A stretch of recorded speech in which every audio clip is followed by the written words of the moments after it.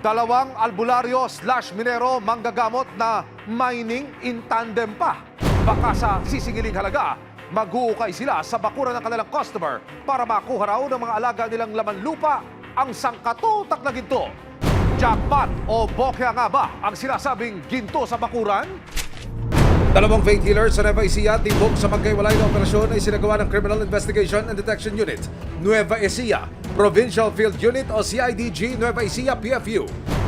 Nangulimbat daw ang mga ito ng higit kumulang 13 million pesos. Pero paano nga ba nila natangay ang ganito kalaking halaga mula sa isang padre de pamilya sa Nueva Ecija? Kwento ni Mario, hindi niya tunay na pangalan, maayos at komportable naman ang kanilang buhay. Pero unti-unti itong gumulo simula nang makilala niya si alias Renz na nakapagpagaling daw sa kanyang kamag-anak. Nagsimula yan nung nagkasakit nga yung tiyahin ni Mrs. na taga Valenzuela na kailangan daw ng albularyo. Nakilala lang namin kung gagamutin nga niya yung tiyahin ni Mrs. Pero itong si Renz na nagpapagaling ng sakit, aba, nagpapasakit naman ng bulsa? Ayon kay Mario, nag-alok si Renz na maghukay sa kanilang likod bahay dahil mayroon daw ginto. Hanggang sa pumunta nga dito yung albularyo, nagkwento siya sa mga buhay niya. Meron daw siyang hawak na gold bar. Tapos, dyan sa likod bahay niyo, meron din. Matutulungan ko kayo na makuha yan, sabi niya sa amin. Noong una raw wala namang balak si Mario na ipabungkal ang gintong sinasabi ni Renz. Pero nang may inalok daw si Renz na tila nagpabago sa kanyang isip, dito na raw siya unti-unting kumagat sa matatamis na salita ng albularyo. Ang sabi niya, meron nga raw siyang alagang laman lupa na pwedeng kausapin yung bantay ng treasure dito sa likod ng bahay. Ang pakiusap lang daw ng bantay, ipagawa namin yung simbahan, ibibigay daw sa amin yung treasure. Pero matapos na mag-abot ni Mario ng pera kay Renz para sa pagpapagawa ng simbahan, aba, tila ba mas humaba pa ang proseso para makuha ang kanilang inaasam na ginto? Humukay muna ng mga ganyang kalalim siguro, tapos doon daw susunugin yung mga pera. Kailangan daw yung mahalagang bagay sa amin ang susunugin. Wala na po akong hihigit pa sa pera. Ayun, sabi niya. Yon ang kailangan nating sunugin. Naglabas kami ng 160,000, ibinalot niya doon sa puting face towel. Tapos, nung nakabalot na, pinakuha ko ng gasolina. Nung pagbalik ko, inilagay na doon, binuhusan ng gasolina, saka sinindihan. Kaya hindi rin ako sigurado kung sinunog talaga o hindi. Ayon pa raw kay Renz, dahil madulas daw ang ginto sa dami ng putik na nakabalot dito, ang abo daw galing sa sinunog na pera ang gagamitin ng mga alagang lamang lupa ni Renz para mawala ang dulas nito at mahango ang ginto. Pero itong si Renz, bukod sa heavyweight ang mga alagang laman lupa, may ka-mining in tandem din pala. February 2022, ipinakilala ni Renz kay Mario ang kapwa niya albularyo na si alias Francis. Si Francis, mas makapangyarihan at mas matinik pa raw sa kanya. Sa una nilang pagkikita, diretsahan daw sinabi ni Francis kay Mario na may masamang mangyayari sa kanya at kanyang pamilya. Pinatalikod ako, tumalikod ka nga. Tingnan ko yung likod mo. Ako. Sayang yung mga pinaghihirapan natin. Ilang linggo ko na lang mayroon na kang kukuha sa'yo. Dito na siya inoferan ng albularyo ng iba't ibang anik-anik na magpoprotekta raw sa kanila. Una na rito ang panyo. Doon niya kami pinabili ng panyo na sinulatan nila ng Latin. Isa sa mga modus bebentahan ng mga suspect ang kanilang mga biktima ng panyulitong puti na ito.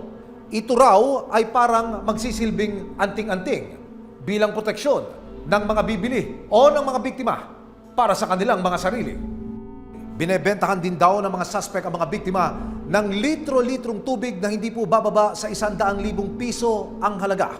Ibinubuhos ito sa mga lupa at ito raw ang siyang magiging kapangyarihan para agad na makuha at mahukay ang mga ginto. Binebentahan din daw ng mga suspect ang kanilang mga biktima ng bote-botelyang mga pabangong gaya nito.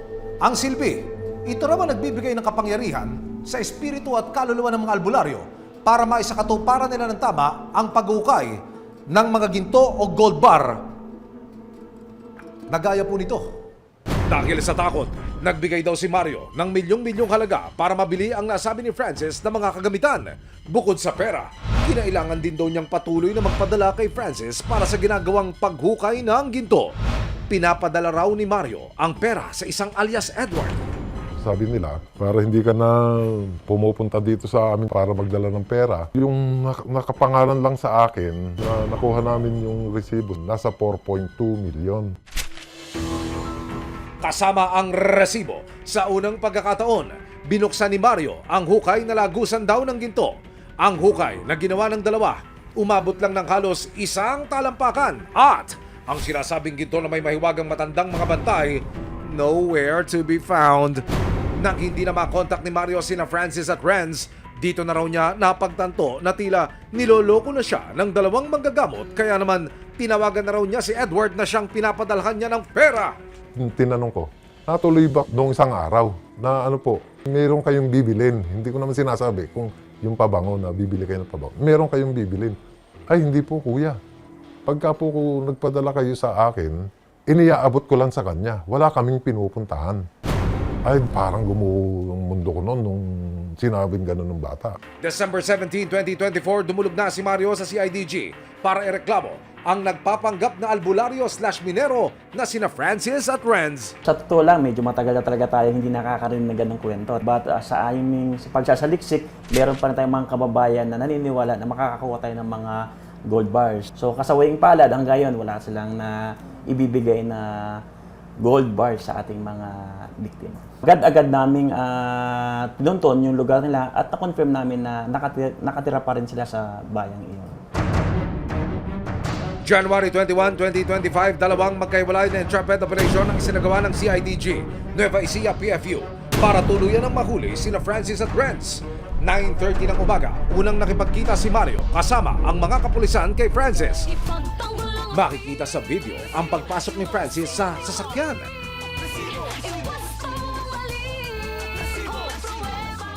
Maya-maya pa, nagkaabutan na ng pera senyales para tuluyan ng mahuli si Francis. Francis, wala ka nang maloloko ng iyong ginto scheme. Nakikita mga pulis kami. Mga pulis kami, gagalaw. 2:30 naman ng tanghali, nakipagkita na rin si Mario kasama ang mga kapulisan sa walang kaalam-alam na si Renz. Tulad ni Francis, nang magkaabutan na ng pera, Renz, wala ka nang kawala. Mga kuya, ginto na naging tanso pa. Dahil diyan, hindi ginto kundi bakal na rengas na po ang hihimasin nyo. Dinala agad sa custodial facility ng CIDG Nueva Ecija PFU ang dalawa. January 30, ilang araw matapos ang entrapment operation, binalikan ng resibo ang dalawang lalaki. Pero hindi na raw muna sila magbibigay ng kanilang pakayag. Nakakarap sina Francis at Renz sa kasong estafa. January 31, nakapagpiyansa sina Francis at Renz at nakauwi na sa kanilang pamilya. Patuloy pa rin gugulong ang pagdinig para sa hinaharap nilang kaso. Pero makalipas ang isang araw, ibinalita ng Nueva Ecija PNP sa resibo na nasawi ang isa sa mga suspect na si Francis. Sa kabila ng malaking halaga na nawala sa kanya, nagpapasalamat pa rin si Mario sa mga leksyon na dala ng kanyang naranasan. Sa pinansyal, baon kami sa utang ngayon. Binigyan na tayo ng kagandahan ng buhay ng Panginoon Diyos. Oo na naghangad ka pa ng masigit pa. Yun yung aral na nakuha ko dyan. Paalala naman ng mga otoridad, Maging mapagmatyag, maingat at kailangan po kakilala natin personal yung mga katransaksyon natin. Yung pera po na nakukuha sa ating mga kababayan, ito po ay pinaghihirapan nila. Kami po ay nakikiusap na lumaban tayo ng patas at magtrabaho tayo. sadyang nakasisilaw ang pangako ng higit na kayamanan, pero kailangan ng iba yung ingat sa mga nagbibitiw ng tila hindi na makatotohanan ng mga salita. Oras na manlinlang at pagsamantalahan ng tiwalang ibinigay. Kikilo sa mga alagad ng batas para mapanagot ang mga bubul sa umano sa perang pinagpawisan at pinaghirapan. Resibo, walang lusot ang may atraso.